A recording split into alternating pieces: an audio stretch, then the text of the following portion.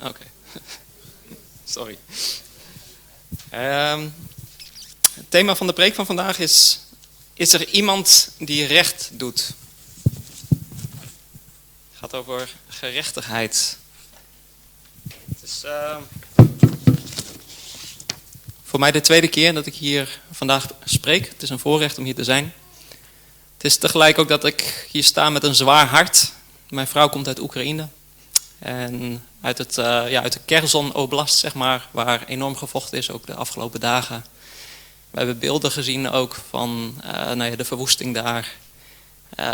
Straten. Mijn schoonfamilie is daar gisteren nog weggevlucht. Die hebben donderdag geprobeerd te vluchten. En die zijn donderdag gestopt door de Russische militaire politie. Konden niet verder, want het gebied waar zij vandaan komen was al ingenomen. En zijn vervolgens dan weer teruggekeerd naar huis. Toen lazen wij de volgende ochtend in de nieuwsberichten dat het Oekraïense leger de brug bij Kherson, de Antonovsky-brug zeg maar, over de rivier de Dnieper weer terugveroverd had. Dat er inmiddels ook weer personenauto's over en weer reden, zeg maar, ondanks dat er gevochten werd. Dus we hebben hun sterk op het hart gedrukt van probeer als je kan nog een poging te wagen. En zij zijn met Gods genade daardoor heen gekomen. Terwijl bommen en raketten links en rechts van hun vielen, zeg maar. Dus het is wel een hele heftige ervaring geweest. Details hebben we nog niet over gesproken, heb ik ook nog niet gehoord. Maar ze zijn in elk geval nu in veiligheid in een stad verderop in de Oekraïne, waar ze dan vandaag de Sabbat zullen verbrengen. En ook de kerkdienst willen bezoeken, om ook te getuigen van de Heer Jezus Christus. Maar ik zou jullie ook willen vragen om die situatie in Oekraïne echt in gebed te houden. Niet alleen dat God mensen wil beschermen tegen oorlogsgeweld, maar ook dat hij wil voorzien in hun dagelijks brood. Wat nu ook echt wel begint te spelen in de steden daar, waar gevochten werd. Steden die afgesloten zijn van voorzieningen. Een hele markt in Kherson, waar ik afgelopen zomer nog geweest ben, zeg maar, die volledig is afgebrand en verwoest. Dus het is wel een hele zorgelijke situatie. En die mensen daar, die hadden al niet veel. Dus je moet je dat zo voorstellen. Er zijn met name oudere mensen die dan nog een tuintje hebben, die wat groenten verbouwen. Die dan vervolgens de hele middag langs de weg zitten in de hoop dat te kunnen verkopen om maar een beetje geld te verdienen. Zeg maar, dat heb je daar veel. Als die hele markt weggevaagd wordt, waar gaan die mensen naartoe? Bovendien, weet je kunt je voorstellen dat de nood daar heel erg groot is.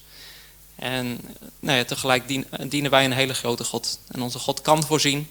Hij kan wonderen doen, ook in zulke onzekere omstandigheden.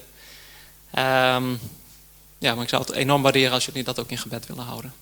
Maar dat is voor mij ook een reden dat ik hier sta met een enorm bezwaard hart. Dat ik eigenlijk het gevoel heb van ik zou daar moeten zitten en naar een preek moeten luisteren. Waar ik zelf door bemoedigd zou worden, zeg maar. Maar tegelijk is het ook een voorrecht om te weten dat je, ongeacht wat er gebeurt, op de Heer kunt vertrouwen. Dat je mag weten, ongeacht wat voor omstandigheden, Hij is groter dan iedere farao, dan iedere dictator of iedere tiran. Of ongeacht hoe machtig legers op aarde mogen zijn, of hoe vernietigend wapens mogen zijn. Wij hoeven daarvoor niet te vrezen. Wij mogen weten dat de Heer kan en wil beschermen. En ook wanneer Hij het anders beschikt in ons leven, dan mogen we daarin berusten. Het thema van de preek van vandaag, zoals ik al zei, is dus: is er iemand die recht doet? En voordat we met de boodschap beginnen, zou ik u willen vragen om nog eenmaal een eerbiedige houding aan te nemen. Ik zou graag een woord van gebed willen spreken, specifiek ook om de Heer om hulp te vragen bij dit deel van de eredienst.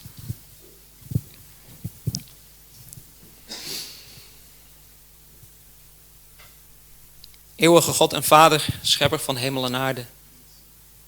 Vader in de hemel, wij danken u, Heer, voor het voorrecht om in vrede samen te komen, om uw woord te overdenken. Heer, ik wil u bidden, Vader, dat u mij uw Heilige Geest wilt geven. Dat u door mij heen wilt werken, dat u mij woorden van leven, woorden van kracht, woorden van hoop, woorden van vermaning en van bemoediging wilt geven, Heer. Woorden tot versterking van uw gemeente en tot opbouw. Woorden die tot leven zullen dienen, Heer. Woorden die harten mogen raken, harten mogen veranderen. Harten vol mogen maken van uw woord, van uw waarheid, van uw geest, Heer. Niet omdat ik iets te zeggen heb, maar omdat u door mij heen wilt spreken, Vader. Dat is mijn gebed. Ik wil u bidden, Vader, dat u hier ook in deze Church Plant Refugio, dat u hier een werk wilt doen, Heer. Een bijzonder werk. Dat u uw gemeente wilt opbouwen. Dat u het leiderschap van deze gemeente wilt zegenen. Dat u hen wijsheid wilt geven en bemoedigen en sterken, Heer. En ik wil u danken, Vader, dat we dat zo van u mogen vragen. Dat hier een getuigenis opgericht mag worden tot uw eer. Te midden van een onrechtvaardige wereld. Dat bid ik u in Jezus' naam. Amen.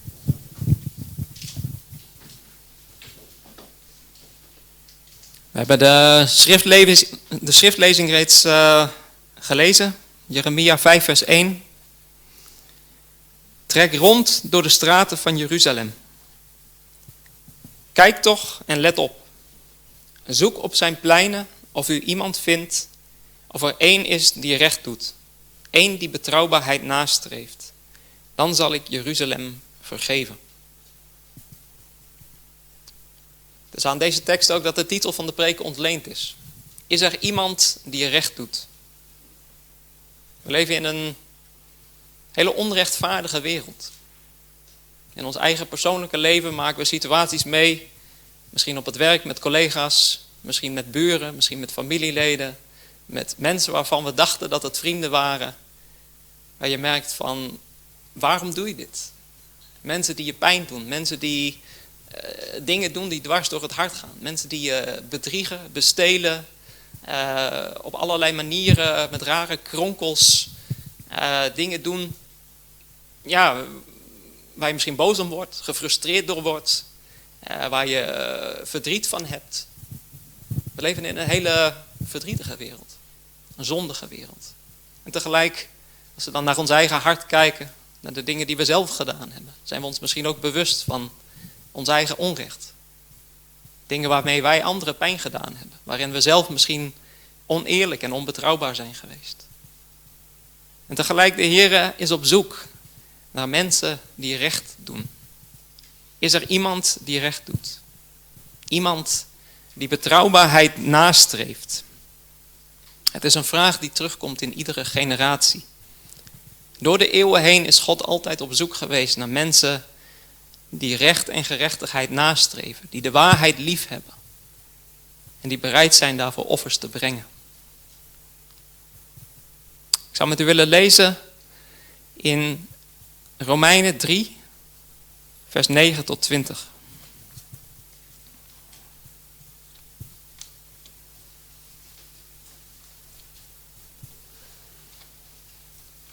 Romeinen 3, vers 9 tot 20. In het boek Romeinen, daar spreekt Paulus in hoofdstuk 1 eerst over de zonde van de heidenen en hun afgoderij en hun seksuele immoraliteit. En daarna vervolgens in hoofdstuk 2 heeft hij het over de zonde van de Joden. Het volk van God dat toch beleidt de wet van God te hebben, maar toch in de praktijk daar vaak zich niet aan houdt. Nadat hij dan vervolgens over de zonde van beide gesproken heeft, dan lezen we in Romeinen hoofdstuk 3, vers 9 tot 20 het volgende. Wat dan wel? Zijn wij voortreffelijker? Beslist niet. Wij hebben immers zojuist en Joden en Grieken beschuldigd dat zij allen onder de zonde zijn. Zoals geschreven staat, er is niemand rechtvaardig, ook niet één. Er is niemand die verstandig is. Er is niemand die God zoekt. Allen zijn zij afgedwaald, samen zijn zij nutteloos geworden. Er is niemand die goed doet. Er is er zelfs niet één. Hun keel is een open graf. Met hun tong plegen zij bedrog. Addergif is onder hun lippen. Hun mond is vol vervloeking en bitterheid. Hun voeten zijn snel om bloed te vergieten. Vernieling en ellende is op hun wegen. En de weg van de vrede hebben zij niet gekend.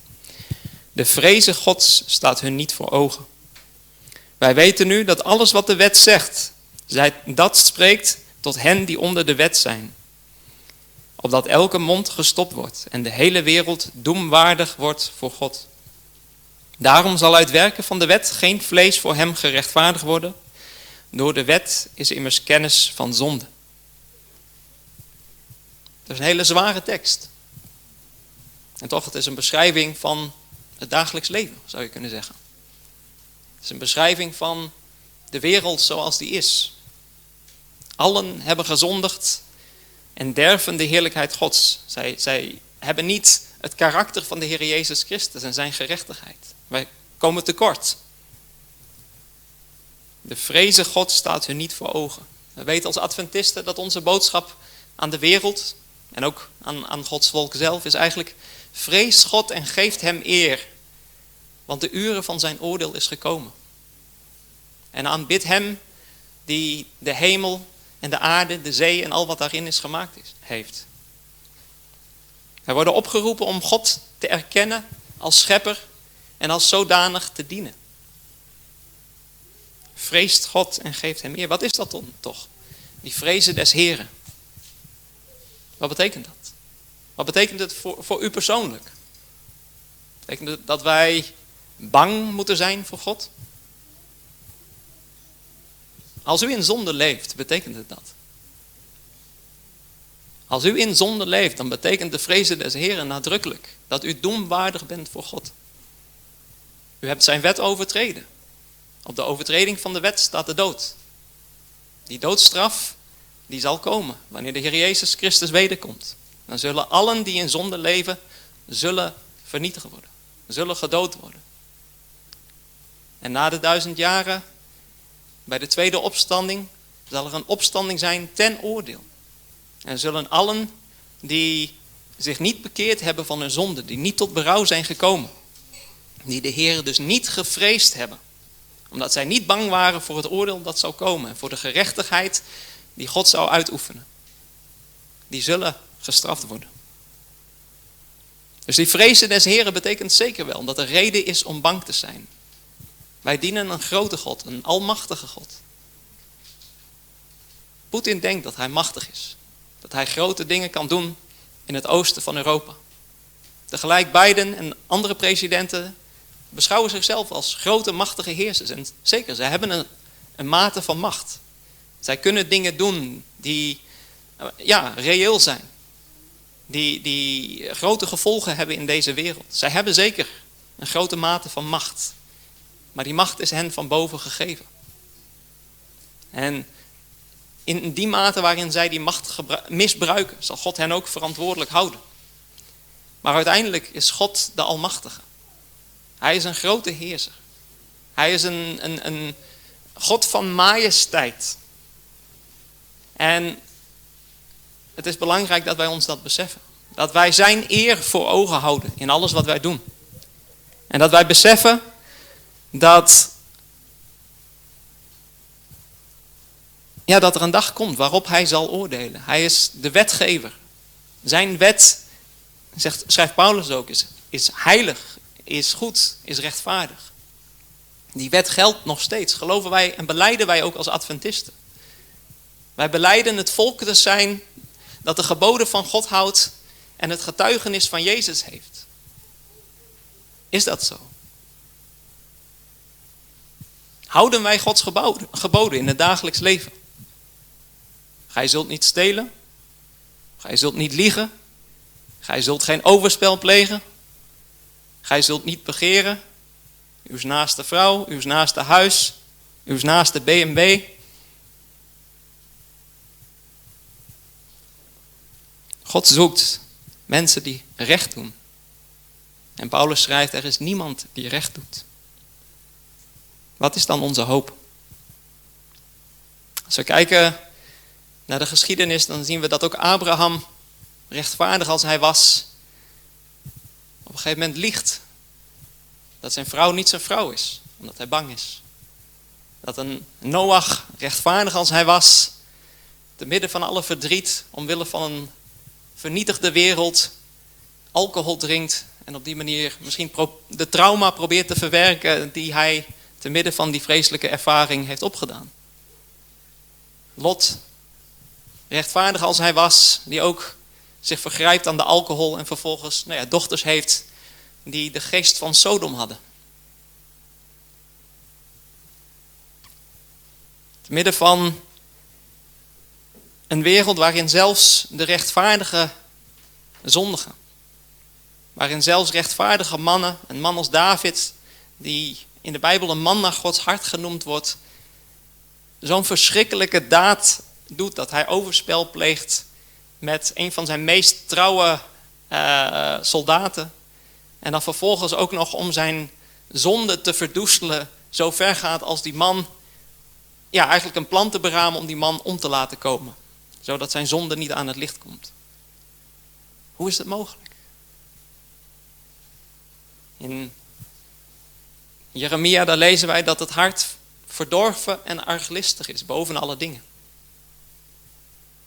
Kent u uw eigen hart?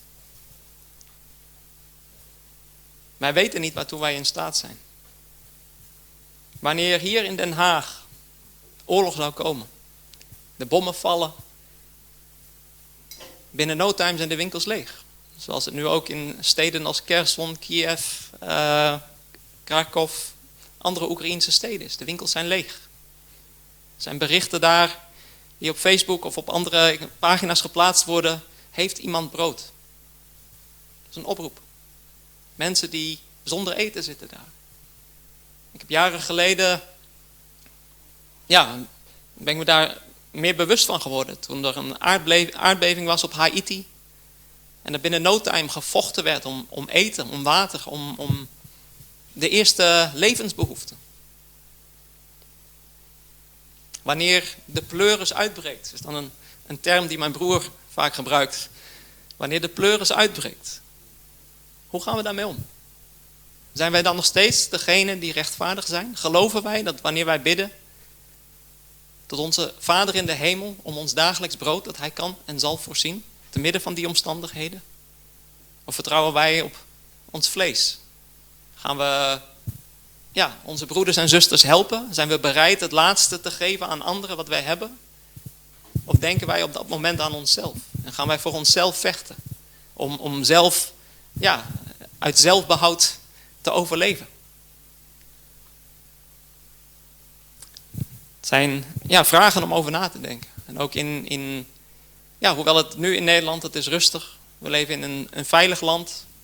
Het is niet een land, het is een land dat ook zijn problemen heeft. Het is een land dat ook een overheid heeft die soms dingen doet die niet rechtvaardig zijn. Maar we mogen dankbaar zijn dat we het hier nog goed hebben. Maar het is tegelijk wel ook een tijd om ons te beseffen. Het zal niet altijd zo blijven. God roept ons op om ons op de eeuwigheid te richten. Wij staan aan de drempel der eeuwigheid. En het is belangrijk dat wij onze blikken richten naar boven en ons daarop voorbereiden. Ik zou in dat opzicht ook graag met u willen kijken naar de rechtvaardigen waar de Bijbel over spreekt. Omdat we daar ook veel van kunnen leren. De blik van Abraham was ook gericht op de eeuwigheid. Ik zou graag met u willen lezen in Hebreeën hoofdstuk 11.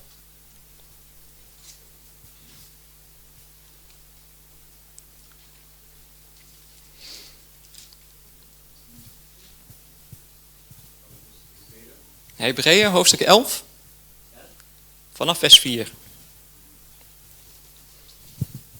Door de eeuwen heen is God op zoek geweest naar gerechtigheid. En door de eeuwen heen zijn er ook mannen en vrouwen geweest die anders waren.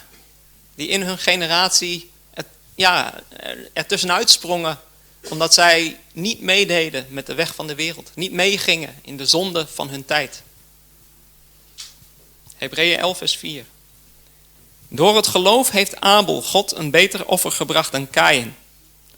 Daardoor kreeg hij getuigenis dat hij rechtvaardig was. Dit heeft God met het oog op zijn gaven getuigd. En door dit geloof spreekt hij nog, nadat hij gestorven is. Hebreeën 11, vers 4 tot 8. Of tot en met 10. Abel was een rechtvaardig man en zijn offer was anders dan dat van Kaïn. Omdat hij niet alleen een offer bracht, maar ook rechtvaardig leefde. En ook dat offer bracht vanuit het geloof in het lam. Ja, het lam dat geslacht is van voor de grondlegging der wereld, Jezus Christus.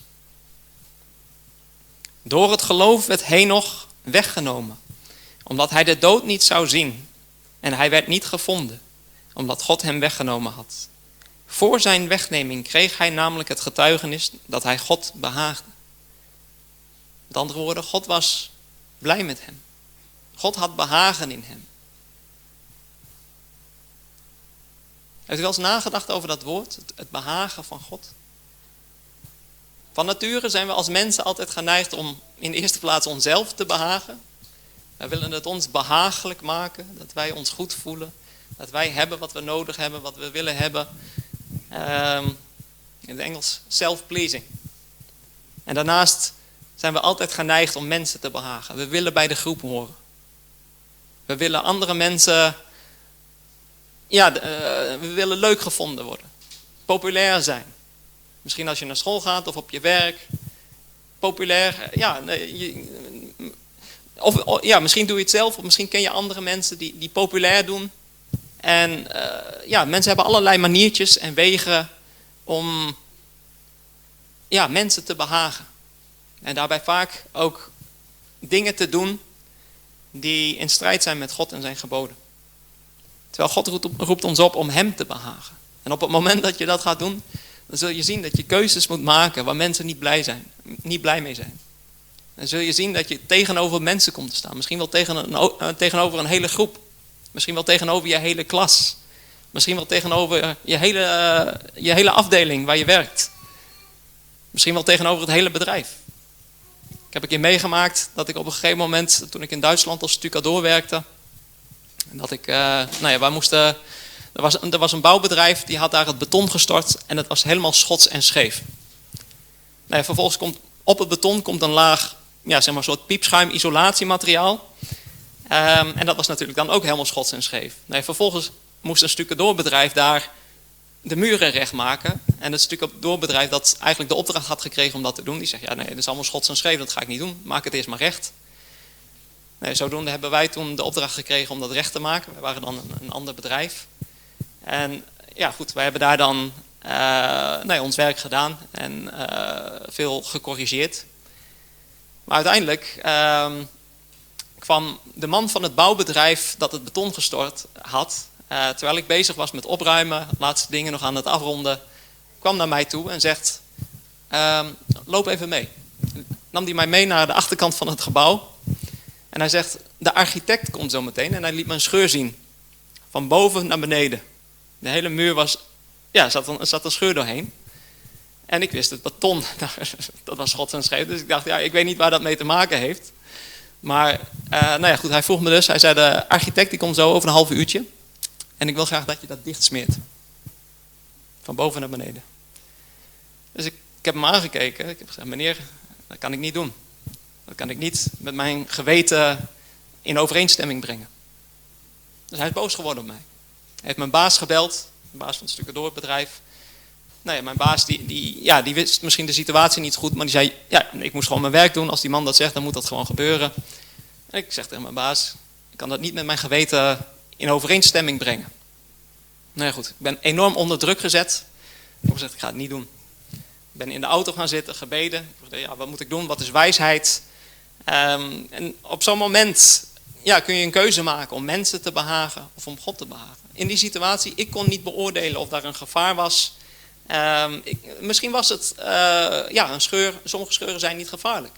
Maar ik was niet in staat om dat te beoordelen. Laat die architect dat dan maar zien en beoordelen. Dat was mijn afweging. En ik geloof dat dat juist was in die situatie. Dus een klein voorbeeld van een situatie waar je in kan komen. Als je op een financiële afdeling werkt en op een gegeven moment wordt je gevraagd om met de cijfers te sjoemelen. Om even iets aan te passen in de boekhouding, zodat er iets staat wat gewoon niet klopt. Maar voor de accountant, zodat het er net iets beter uitziet, zeg maar. Wat doe je dan? Ga je daarin mee? Mijn vader heeft op een accountantskantoor gewerkt in Engeland, voordat hij naar Nederland kwam en met mijn moeder trouwde. En hij heeft zo'n soort situatie meegemaakt. Waarbij hij onder enorme druk gezet werd. Hij was registeraccountant. En hij weigerde om mee te werken. En ze hebben hem volgens mij toen ontslagen. Of in elk geval, hij heeft een hele moeilijke periode gehad. Maar uiteindelijk is er een rechtszaak geweest.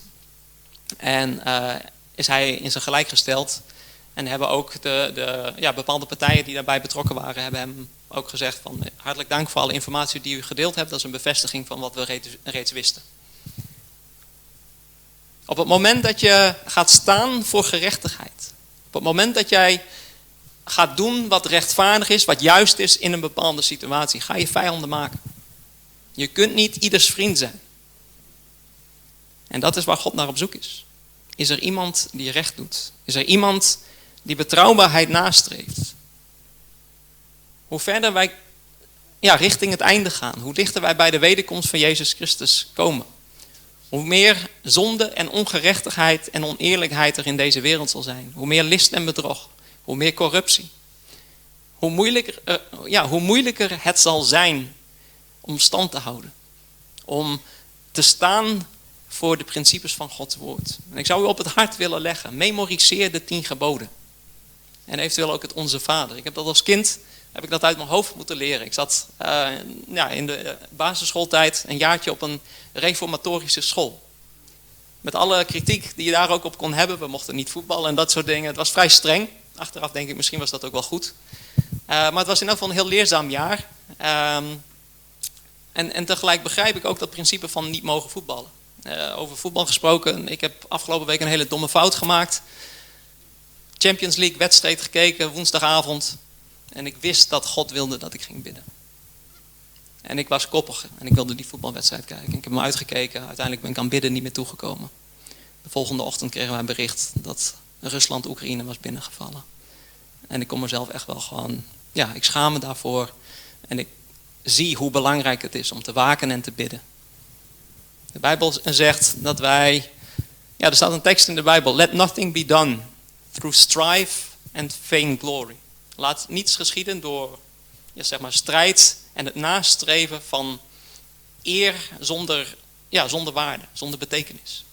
Als je kijkt naar de hele sportwereld, wat is het? Strijd en het nastreven van een cup of een schaal of een beker die qua eer en qua roem vergankelijke glorie is. Het is iets waar ik over na moet denken, waar ik iets mee moet doen. Het is voor mezelf een boodschap. En als u daar iets aan hebt, u kunt er ook over nadenken. Maar dat is waar ik mij bewust ben. Waakt en bid. Hoe belangrijk dat is.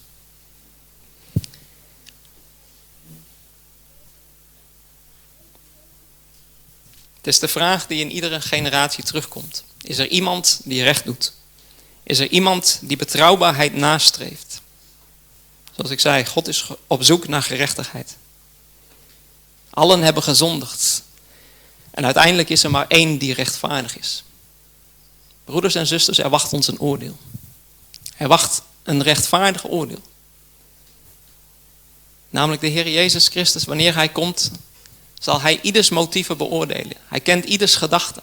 Hij kent ieders daden. Alles wat wij in het geheim, in het verborgene gedaan hebben. Alle nalatigheid, daar waar wij onze plichten verzaakt hebben. Overal waar wij entertainment wilden, terwijl God ons opriep om te bidden, om Hem te zoeken, om zijn woord te bestuderen. Overal waar wij graag met vrienden een leuke tijd wilden hebben, terwijl God ons opriep om misschien de gebedsavond te bezoeken of de Bijbelstudie. Overal waar wij graag lang uit wilden slapen, terwijl God ons riep om samen te komen, om de samenkomst niet te verzaken. En natuurlijk, soms is het ook nodig dat je een keer gewoon op een sabbatje rust neemt. Die situaties zijn er, dus ik wil niemand veroordelen die een keer wat langer slaapt. Maar het is wel belangrijk dat wij ons daarvan bewust zijn. We leven in een hele ernstige tijd. En juist doordat wij hier in Nederland meer dan 70 jaar vrede hebben gehad. Wij kennen niet anders. Wij zijn ons niet bewust van wat voor dingen er over de wereld gaan komen. En we zijn daardoor zorgeloos, laks, gemakkelijk geworden. We beseffen niet in wat voor tijden we leven en hoe ook hier de pleuris kan uitbreken. En dat kan heel snel gaan. We leven in een land dat vooral verstedelijkt is. In een land als Oekraïne heb je nog veel mensen die in dorpen wonen, op het platteland, zelf hun eten verbouwen. Dus het zal in zo'n land ook in omstandigheden zoals deze, voor mensen in de steden moeilijker zijn. Maar er zal meer eten beschikbaar zijn, juist om die reden. Maar hier in Nederland, de meeste boerenbedrijven die er zijn, het voedsel wordt gebruikt voor de export vaak. En er zijn grote veehouderijen. Maar het is een hele andere situatie. Dus ook hier kan het heel raar worden op het moment dat de pleuris uitbreekt, om het zo maar te zeggen. Het is belangrijk om ons daarvan bewust te zijn. En ik zou u ook, vooral ook omdat velen van jullie waarschijnlijk nog leven in de steden. Mijn vrouw en ik op dit moment nog in Waalwijk, maar wij zijn wel druk op zoek. En ook aan het reageren op woningen die meer landelijk gelegen zijn. Ik begrijp ook dat je daarbij ook afhankelijk bent van je financiële budget. Dat je mogelijkheden beperkt zijn. Maar het zijn wel dingen om werkelijk in gebed te nemen. Om te overdenken, Heere, waar wilt u mij hebben? Waar kan ik het beste mijn kinderen opvoeden? Ik had een vriend, nog steeds een hele goede vriend van me. Een Surinaamse man. Die woonde met zijn gezin in Rotterdam. We hebben 14 jaar geleden samen nog muziek gemaakt. Ik maakte rapmuziek in die tijd. Christelijke rapmuziek. Hij ook. Dus zodoende kwamen we elkaar wel tegen, ook bij optredens. Op een gegeven moment ben ik bij hem op bezoek geweest in Rotterdam. En in die tijd was ik me ook bewust al van het belang. En ook van de morele invloed die het leven in een stad ook op opgroeiende kinderen kan hebben. Nadat ik daar geweest ben, heb ik ook voor hem en zijn gezin gebeden dat God hen uit de stad zou halen. Dat ze op het land mochten wonen. Of in elk geval in een meer landelijke omgeving. En het eerstvolgende, ik heb hem toen een aantal jaar niet meer gesproken. Of in elk geval, we hebben nog wel af en toe contact gehad. Maar jaren later had ik weer contact met hem en hoorde ik dat hij met zijn gezin vertrokken was naar Gelderland. In het oosten van het land, in Aalten, waar ze destijds dan zelfs op een boerderijtje woonden, zeg maar. Inmiddels dan in Aalten zelf. Maar het is een hele andere omgeving, ook qua moreel klimaat, zeg maar. Het zijn gewoon dingen om te overwegen. Lot zag ook de zakelijke mogelijkheden in Sodom. Er was business opportunities, zeg maar.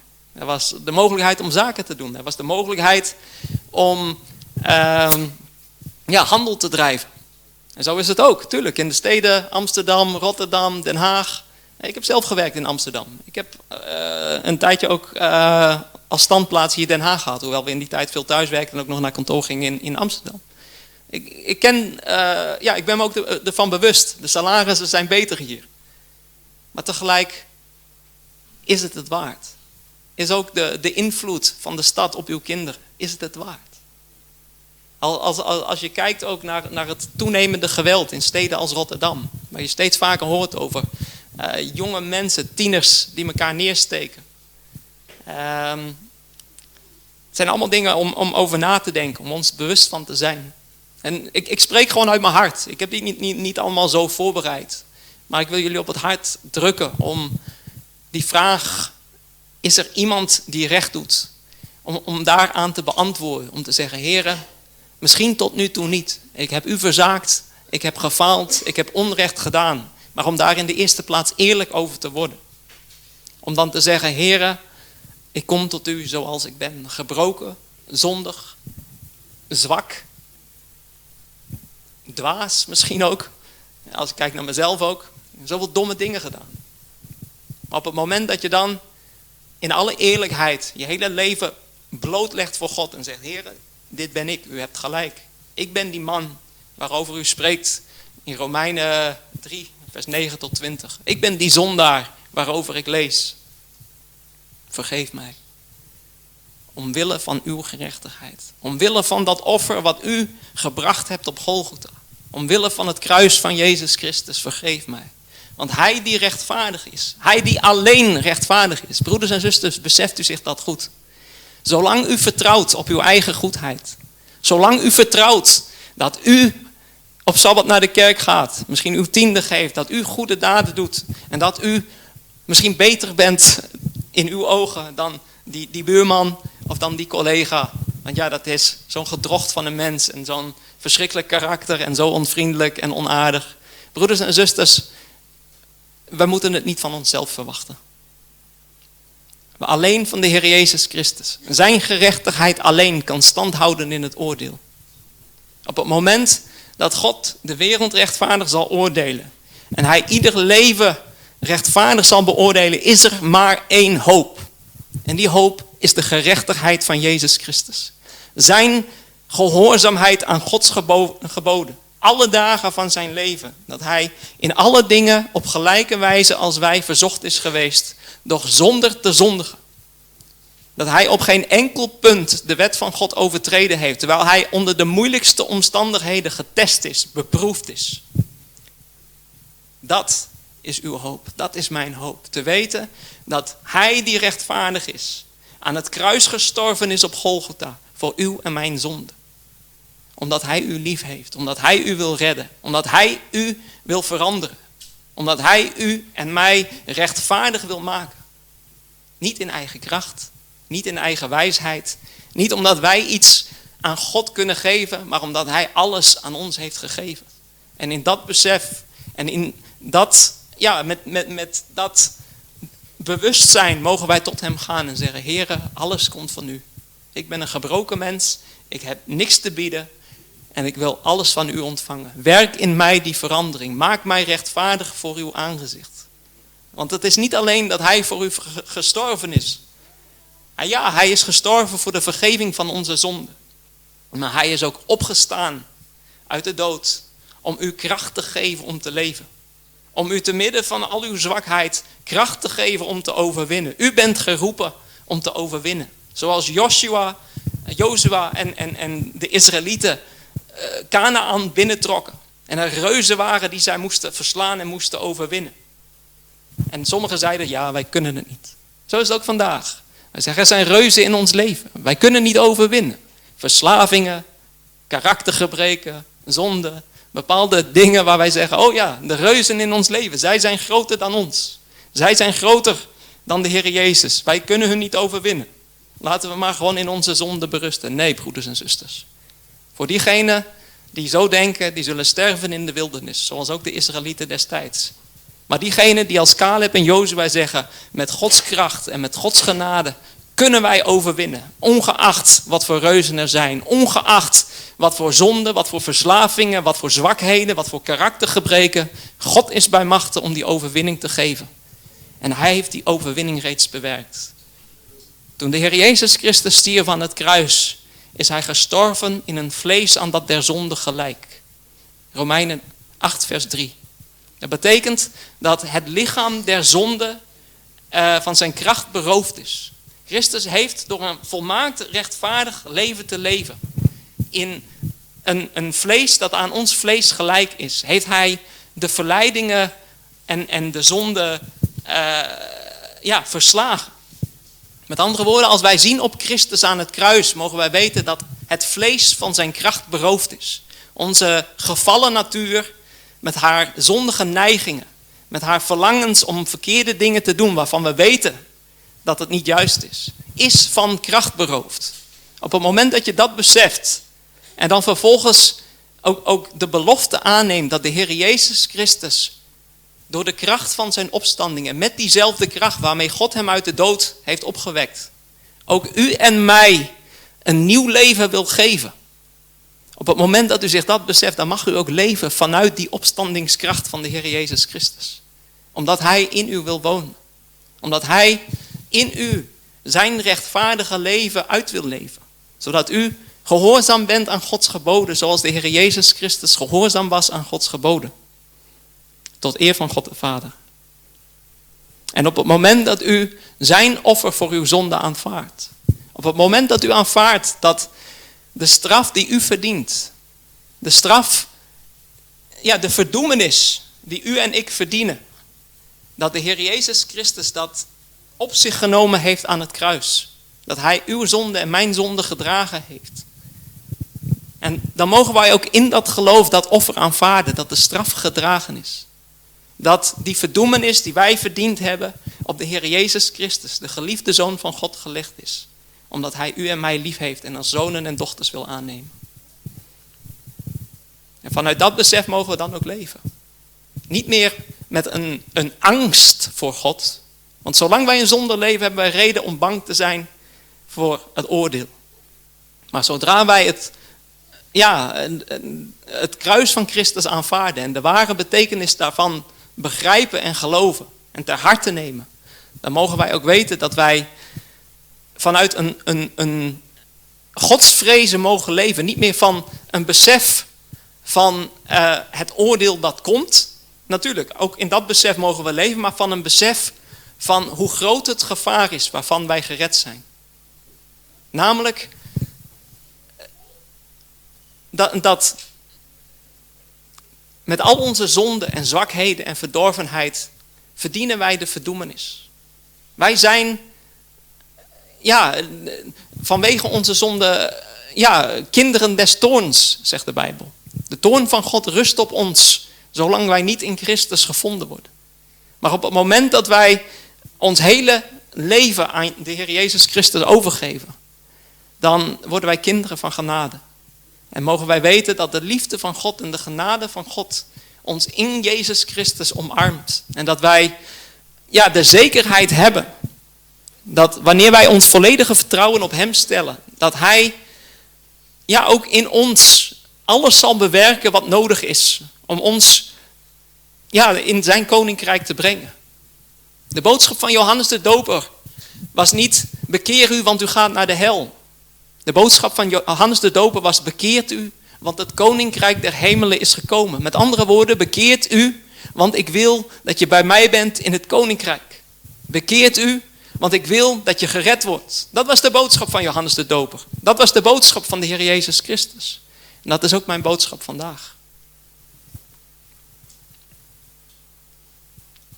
Hebreeën 11, vers 4 tot en met 10 wilden we lezen. Door het geloof heeft Abel God een beter offer gebracht dan Kaïn. Daardoor kreeg hij getuigenis dat hij rechtvaardig was. Dit heeft God met het oog op zijn gave getuigd. En door dit geloof spreekt hij nog, nadat hij gestorven is. Door het geloof werd Henoch weggenomen, opdat hij de dood niet zou zien. En hij werd niet gevonden, omdat God hem weggenomen had. Voor zijn wegneming kreeg hij namelijk het getuigenis dat hij God behaagde. Zonder geloof is het echter onmogelijk God te behagen. Want wie tot God komt, moet geloven dat hij is en dat hij beloont wie hem zoeken. Door het geloof heeft Noach, toen hij een aanwijzing van God ontvangen had van de dingen die nog niet te zien waren, uit ontzag voor God de ark gebouwd, tot redding van zijn gezin. Daardoor heeft hij de wereld veroordeeld en is hij een erfgenaam geworden van de rechtvaardigheid die overeenkomstig het geloof is. Door het geloof is Abraham, toen hij geroepen werd, gehoorzaam geweest om weg te gaan naar de plaats die hij tot een erfdeel ontvangen zou. En hij is weggegaan zonder te weten waar hij komen zou.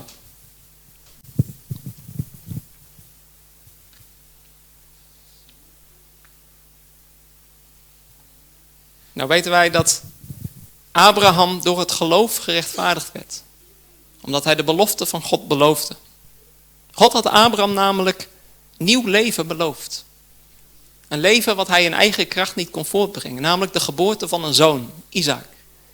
Die ook een zinnebeeld is van de Heer Jezus Christus. Toen Abraham de berg opging met zijn zoon Isaac, de berg Moria, en zijn zoon op het altaar bond en uiteindelijk bereid was om in gehoorzaamheid aan God zijn zoon te offeren, was dat een zinnebeeld van onze hemelse Vader, die uiteindelijk omwille van onze zonde zijn zoon geofferd heeft. En waarom liet God Abraham door die ervaring gaan? Mensen hebben daar soms kritiek op. Zo van, wat is dat voor God? Die zoiets zegt en zoiets van iemand vraagt. Nee, we moeten niet vergeten, God heeft gezegd, stop Abraham. God wilde niet dat Abraham, of wie dan ook, zijn kinderen zou offeren. Abraham leefde te midden van een Kanaanitische samenleving waar daadwerkelijk kinderoffers gebracht werden. En God heeft door die ervaring van Abraham eens voor altijd aan alle volken duidelijk gemaakt dat hij geen kinderoffers vraagt, maar dat hij zelf het offer zal brengen. Dat nodig is voor ons behoudenis.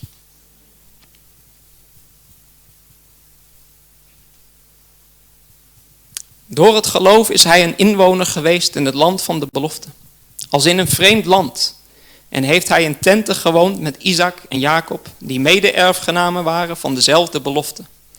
Want hij verwachtte de stad die fundamenten heeft, waarvan God de bouwer en ontwerper is. Broeders en zusters, de steden in deze wereld hebben geen fundament. Dan bedoel ik een moreel fundament. Als je kijkt, het enige fundament waarop gebouwd kan worden is de Heer Jezus Christus. En zijn gerechtigheid. Een eeuwig fundament dat tot in eeuwigheid stand zal houden.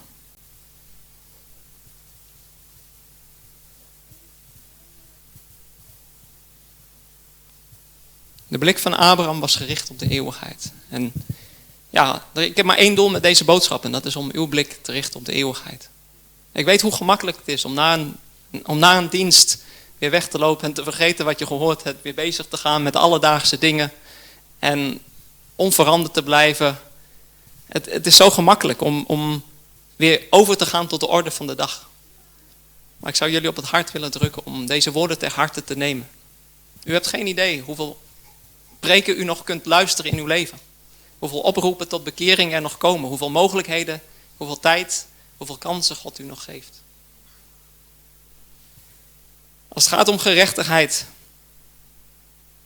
Gerechtigheid is heel praktisch. Het heeft te maken met gehoorzaamheid aan Gods geboden. En er zijn een aantal dingen die zou ik u in liefde willen zeggen. Met het oog ook op uw heil. Het ene is een van de dingen die ik vaak zie, ook in adventkerken. En waar ik me persoonlijk aan stoor, ook omdat ik weet dat het niet tot eer van God is. Het heeft te maken met het feit, de manier waarop vrouwen zich kleden. Met name vrouwen, soms ook mannen. Maar het heeft te maken met het feit dat wij als Adventisten vaak gewend zijn, dat het normaal is dat vrouwen met blote benen rondlopen. Of dat vrouwen, soms zelfs met een open decolleté. Het is bijna de Adventistische standaard geworden, zou je kunnen zeggen. Terwijl het niet de standaard is die God ook in zijn woord gegeven heeft. Wanneer hij spreekt over ingetogenheid. Laten de heilige vrouwen zich dan ingetogen kleden. En het is ook niet, ook als je kijkt naar de orthodoxe joden. Of zelfs naar moslims. Daar waar een zekere godsvrezen is. Ja, die eigenlijk ook karakteristiek was. Ook voor het protestantisme en voor het christendom in vroegere tijden. Je ziet daar in met name de westerse wereld. Zie je een verandering met name in de kerk. En ook in de Adventkerk. Waarvan ik overtuigd ben dat die niet in harmonie is met Gods wil. En zodoende wil ik mijn zusters in de Heer ook in liefde oproepen om daarover na te denken. Zonder veroordeling. Ik weet dat is misschien hoe u opgegroeid bent. Misschien heeft u nooit iemand gehoord die daarover iets gezegd heeft. Maar ik geloof dat het de Heer niet behaagt. En dat het belangrijk is. En ik weet ook hoe moeilijk het is om een lange rok te vinden of een lange jurk. Ik probeer mijn vrouw daar soms bij te helpen. En het is echt moeilijk. Dus als er zusters zijn die kunnen naaien. Zusters die daarin talenten hebben, gebruik dat. Tot eer van God. Dien uw zusters en spreek elkaar ook daarop aan als zusters. Want eigenlijk zou het niet nodig moeten zijn dat ik als man hierover spreek. Maar voor het aangezicht van God voel ik mij verantwoordelijk om wel mijn mond open te doen. Ook omwille van uw heil. Ik heb in het verleden daar wel eens mensen op aangesproken. En als je dat persoonlijk doet, dan krijg je al snel een opmerking naar je hoofd van dat jij de viezerik bent. Omdat dat jij bepaalde ideeën zou hebben of wat dan ook. Maar daar gaat het helemaal niet om. Het gaat om uw heil.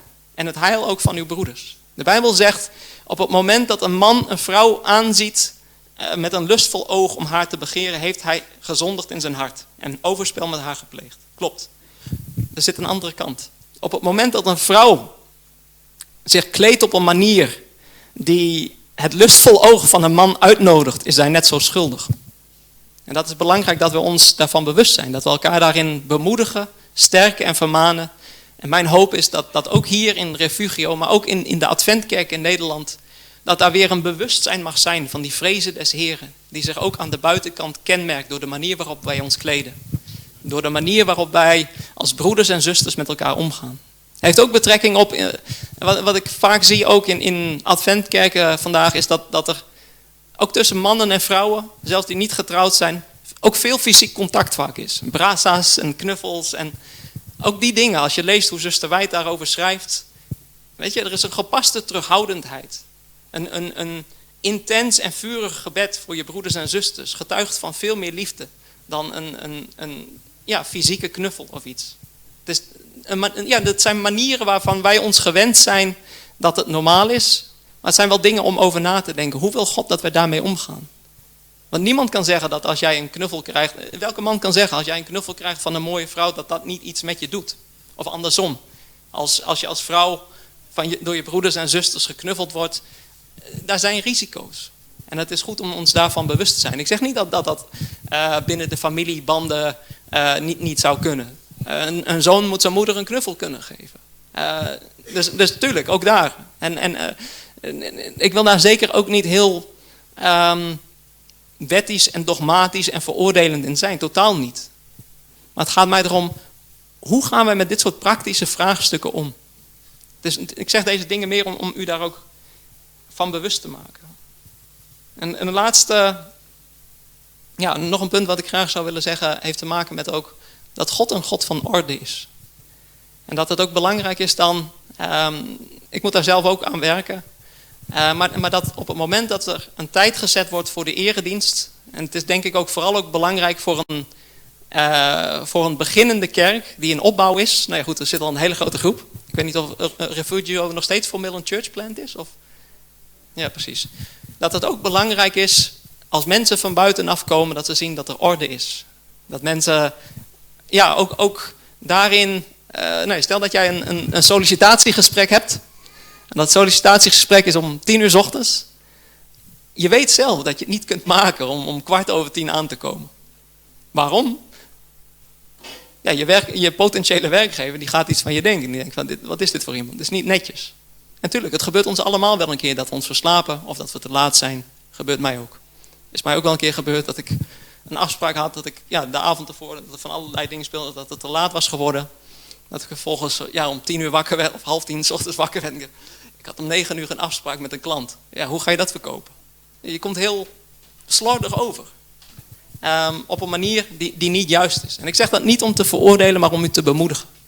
God wil dat we ook in die dingen, dat we punctueel zijn en een voorbeeld ook. Dat er orde is. Maar ik wil deze boodschap niet afsluiten met vermaning. Ik wil deze boodschap vooral afsluiten ook met bemoediging. De dingen die ik zeg ik niet om u te veroordelen. Zeg ik niet om u pijn te doen.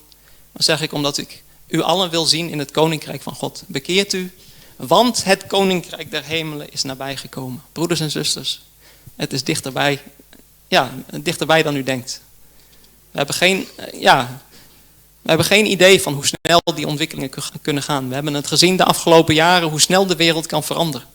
Als je ziet wereldwijd wetten die doorgevoerd worden en binnen no time moet je ineens met een QR-code naar binnen of anders sta je gewoon buiten. Het is zo gemakkelijk nu. Het kan heel snel gaan voordat wij ook als Adventisten buitengesloten worden van de samenleving. Maar tegelijk te midden van dat alles mogen wij weten dat wij een eeuwige en almachtige God dienen. En dat de Heer Jezus Christus zijn leven gegeven heeft uit liefde voor u en mij, omdat Hij wil dat wij bij Hem zijn. Hij heeft u lief. En ik kan ook uit de grond van mijn hart zeggen, ik heb u lief. En ik sta hier met maar één reden. Omdat ik God wil dienen en ook wil werken voor uw eeuwig heil. Ik weet dat ook als je ergens gevraagd wordt om te spreken, er zijn gemakkelijkere onderwerpen om over te spreken. Het is gemakkelijker om een tekst uit de Bijbel te nemen, te spreken over vriendelijkheid. En dan daar een mooi praatje omheen te houden van hoe belangrijk het is dat we vriendelijk zijn. Het komt ook minder hard aan. Maar de dingen die ik zeg zijn niet hard bedoeld. En ook wanneer u zich persoonlijk aangesproken voelt, wil ik dat u weet dat er in mijn hart is geen veroordeling. Het is alleen maar het verlangen om u allen te zien in het koninkrijk van God.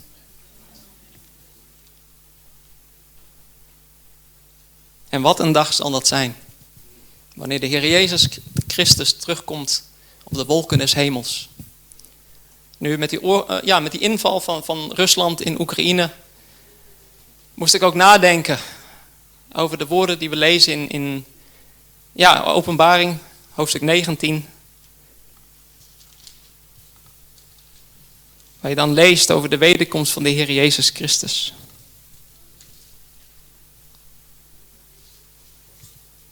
Openbaring hoofdstuk 19. Vanaf vers 11 tot 16. En ik zag de hemel geopend. En zie, een wit paard. En hij die daarop zat werd getrouw en waarachtig genoemd.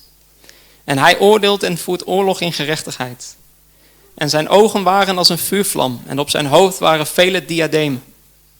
Hij had een naam die opgeschreven was, die niemand kent dan hijzelf. En hij was bekleed met een in bloed gedoopt bovenkleed. En zijn naam luidt, het woord van God. En de legers in de hemel volgden hem op witte paarden, gekleed in fijn linnen, wit en smetteloos. En uit zijn mond kwam een scherp zwaard, opdat hij daarmee de heidenvolken zou slaan. En hij zal hen hoeden met een ijzeren staf. En hij treedt de wijnpersbak van de wijn van de grimmige toorn van de almachtige God. En er stond op zijn bovenkleed en op zijn dij deze naam geschreven. Koning der koningen en Heere der heren. En ik zag 1 engel dicht bij de zon staan. Ik stop bij vers 16. Jezus Christus is koning der koningen en Heere der heren. En hij komt terug. En hij komt terug om zijn volk te verlossen. Ongeacht wat voor problemen u op dit moment mag hebben. Wat voor worstelingen. Wat voor ziektes u misschien al jaren mee kampt. Misschien chronische kwalen. Onze broeder Steven zal weer lopen. Een nieuw lichaam wacht je, broeder. En zo is het voor een ieder. Ongeacht wat voor dingen wij mee te maken hebben. Wat voor worstelingen wij hebben. Aan al onze pijn en verdriet komt een eind. Uw tranen zullen gedroogd worden. Hou vast aan deze hoop. Wij dienen een eeuwige God. En wij zijn op weg naar een eeuwig koninkrijk. En mijn hartsverlangen is dat wij die weg samen mogen gaan met elkaar. Tot Gods eer in de vrezen des Heren. En uit liefde voor hem en voor elkaar. Dat dat in ons leven geopenbaard mag worden. Amen.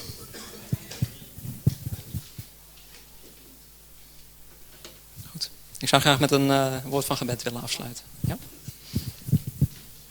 Ik zou u willen vragen om een eerbiedige houding aan te nemen.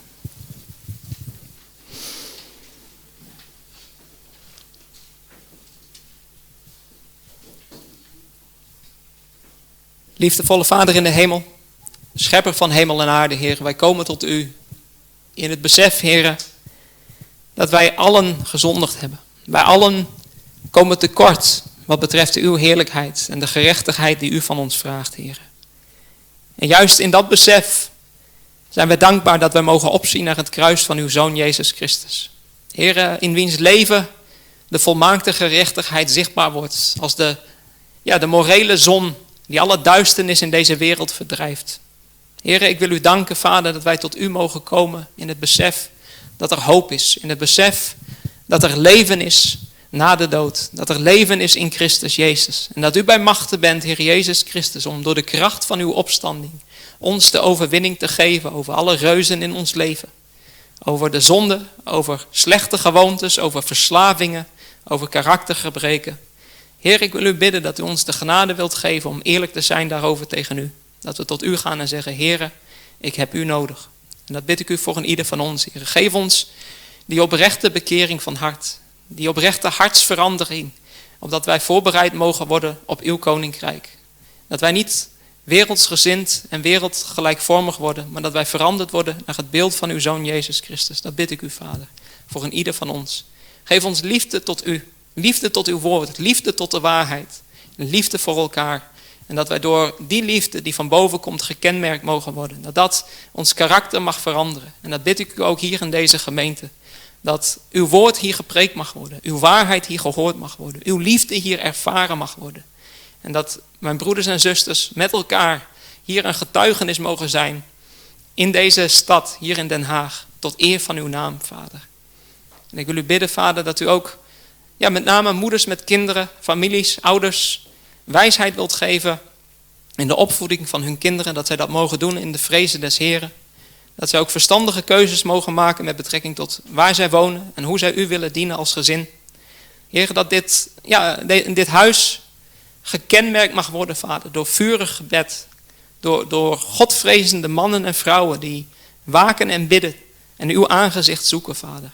Ik wil u bidden dat uw naam verheerlijk mag worden in deze plaats. En dat u ook het leiderschap van deze gemeente, broeder Ali, broeder Steven en anderen, wilt zegenen, wilt helpen om als priesters in uw tempel te dienen. Met een rein geweten, met een heilig streven om uw volk voor te gaan in uw koninkrijk, Heer.